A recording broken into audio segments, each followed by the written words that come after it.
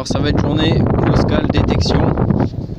Désolé, il y a beaucoup de vent, je suis en bord de mer comme vous pouvez le voir. Alors, je suis dans un endroit où il y a pas mal de trafic aéronautique. Alors on va se mettre à proximité, donc normalement ils sont censés passer dans cette zone là, au-dessus. Il y a pas mal de trafic et on va essayer de voir jusqu'à où peut choper le Closcal au niveau de l'aviation. En sachant que les postes VHF en AM dans les avions sortent quand même pas mal de puissance. Donc je pense qu'on n'aura pas de mal à les choper. Là j'en ai déjà chopé un sur le 118.2. Alors je sais pas trop quelle fréquence c'est, mais on va voir pour les autres. Alors je vais mettre en pause et dès que je vois un avion arriver au loin, je vais relancer la vidéo et on va se mettre en détection et attendre qu'un signal soit reçu sur le Closcal, sur le Uniden pardon, avec le Closcal. Donc là, je suis avec l'antenne. Ok, voilà, il y a beaucoup de vent.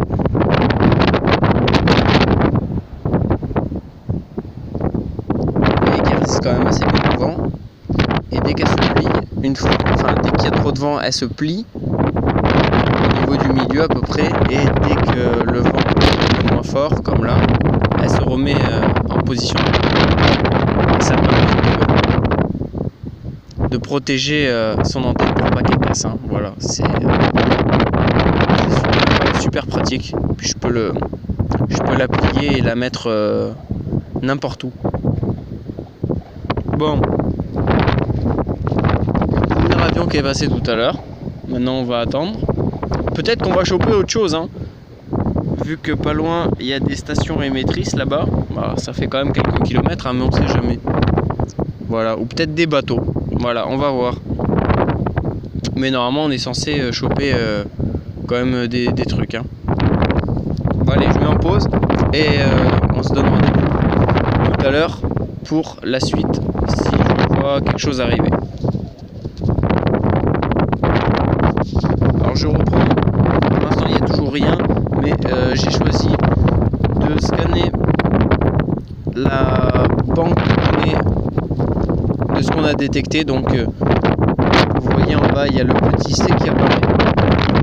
J'ai enlevé toutes les autres banques de données et ça va scanner uniquement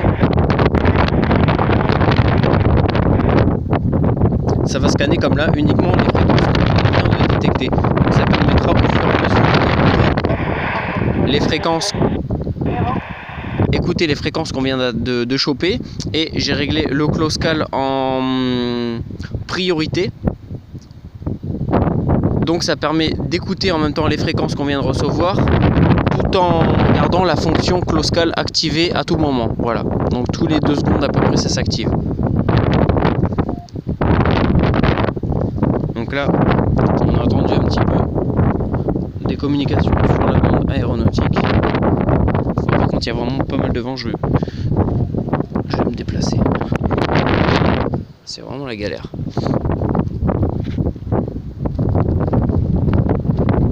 Bon, je mets en pause et on va se retrouver juste après pour écouter quelques trucs. Piste spéciale. Le CrossMed passe canal 79,7,9. Voilà. Donc, on vient de recevoir le 156 800. Ah oui mince, j'ai pas affiché la fréquence. On va pouvoir le voir. C'est approximatif, hein. C'est 156 800 062. Mais normalement c'est le 156 800.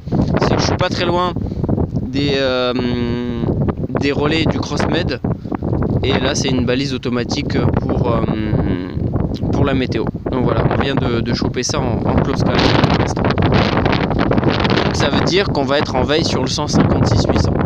Avec un petit décalage, mais on sera quand même à l'écoute sur cette fréquence. Allez, on va relancer le scan et on va attendre. On vient d'entendre une communication. Je vais mettre ma main dans l'autre sens encore. Je pense que ça va empêcher un petit peu.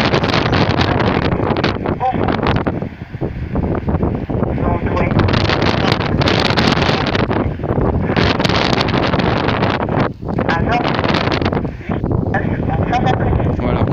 choper un truc en close call. Alors maintenant c'est la météo maritime. Voilà. Maritime, marine. On va relancer le scan. Ah oui mince. Bon,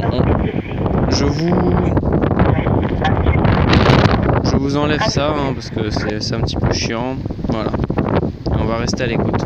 Donc quand même. Ah mince, ça lâche. Ok. On peut bloquer hein, des fréquences qu'on chope en close call pour pas être gêné. Par exemple, si vous avez comme là une station émettrice vraiment à proximité et que vous voulez pas l'écouter, vous pouvez la bloquer avec le lockout. Vous pouvez arriver à bloquer une fréquence même sur la détection close call.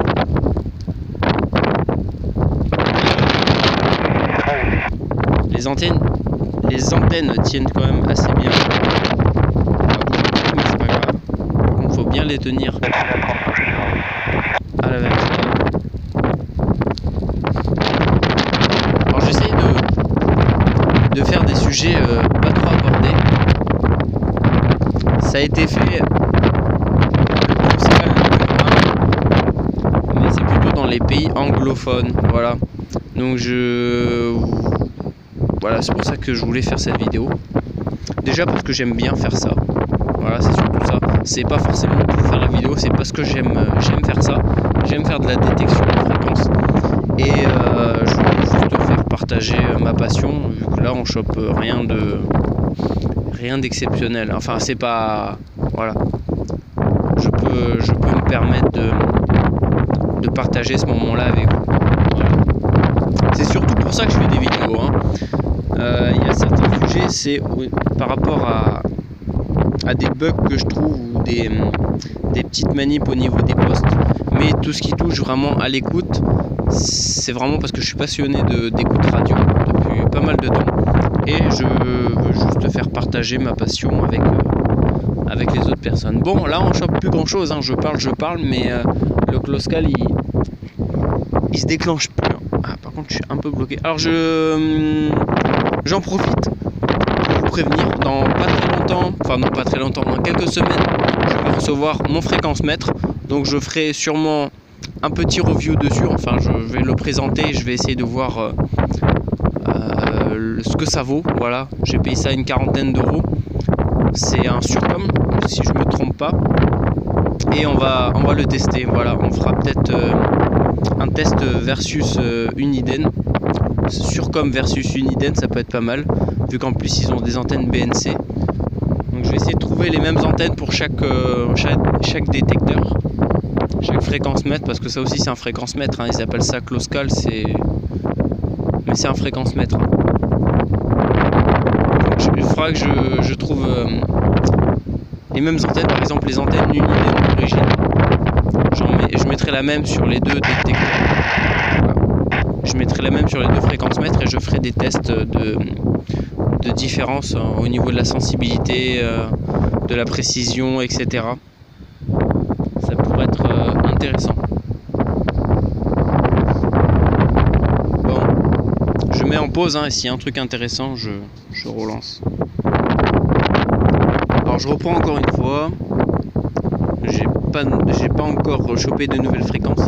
Juste pour les gens que ça intéresse, au niveau de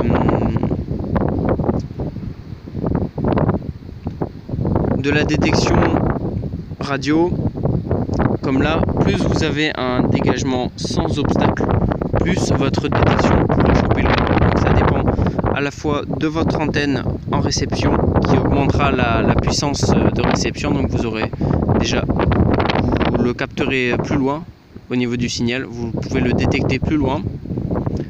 Ça dépendra de la propagation, si vraiment c'est sur des très très longues distances, mais ça influence pas tellement la propagation.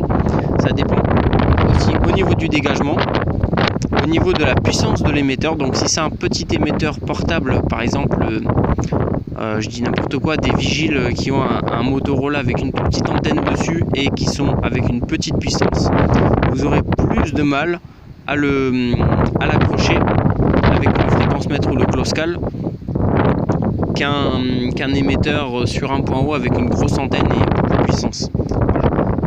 Donc Ah. Sécurité. Le CrossNet. Med CrossNet. Le véritable pour le 65. Voilà, je reprends, il y a la météo qui nous a bloqué et je voulais pas bloquer la fréquence. Si je le loquais, bah, je pouvais plus écouter le 156-800, donc c'était un petit peu emmerdant. C'était un petit peu dommage. Donc voilà, plus la station émettrice aura une grosse puissance, une grosse antenne, un gros dégagement, et plus vous aurez une grosse antenne avec un bon dégagement aussi. Et dans ce cas-là, vous pouvez augmenter parfois 4 ou x5 la distance de réception. Comme là, le 156-800, il a à peu près, je pense, 2-3 km, mais il n'y a aucun obstacle et ils sortent vraiment beaucoup de puissance pour arriver à couvrir toute la zone marine de ma région. Voilà. Vous voyez, les antennes se plient mais reviennent à leur position. Donc voilà, après tout dépend de ce que vous voulez détecter. Si c'est vraiment des petits portatifs qui ne passent pas via des relais, il faudra vraiment être prêt et avec une bonne antenne. Ou alors vous pouvez utiliser une petite antenne, mais il faut vraiment être à proximité, exemple à, je sais pas, entre 5 et 10 mètres. Donc là ça marchera pas ou ça marchera très mal, ça sera très aléatoire. Par contre je vais rester, je pense, une demi-heure. Si au bout d'une demi-heure il n'y a toujours rien, je pense qu'il devrait y avoir des avions qui passeront bientôt. Si il n'y a rien, bah, je serai désolé, mais j'ai obligé de couper. Parce que je ne vais pas non plus passer ma journée à attendre avec le scanner. Bon, j'ai rien détecté, ça fait une demi-heure. On a quand même chopé quelques trucs. Voilà. Je pense que j'en referai une autre avec des trucs un peu plus intéressants.